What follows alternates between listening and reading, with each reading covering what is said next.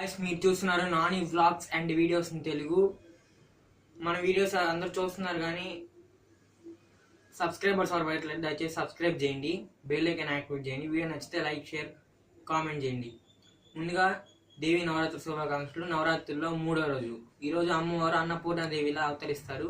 ఈ అన్నపూర్ణాదేవి అమ్మవారికి గంధం రంగు వస్త్రంతో మనం కొలుస్తాము. ఈ గంధం రంగు భూమి మీద ఉన్న మట్టిని సూచిస్తుంది. ఈ గంధం రంగు నెగిటివ్ వైబ్స్ని దూరం చేసి పాజిటివ్ వైబ్స్ని దగ్గర చేస్తుంది. ఈ గంధం రంగు వల్ల ఈ గంధం రంగు వెచ్చదనాన్ని, శక్తిని కూడుకుంటుంది. ఈ గంధం రంగు ఎంతో విశేషమైనది. అలాగే ఈ అన్నపూర్ణాదేవిని పూజించడం వల్ల మన భూమి నిత్యం పాడి పంటలతో మంచిగా ప్రసిద్ధిగాంచుతుంది. అలాగే మనకు కడుపు నిండుతుంది. ఆకలి బాధలు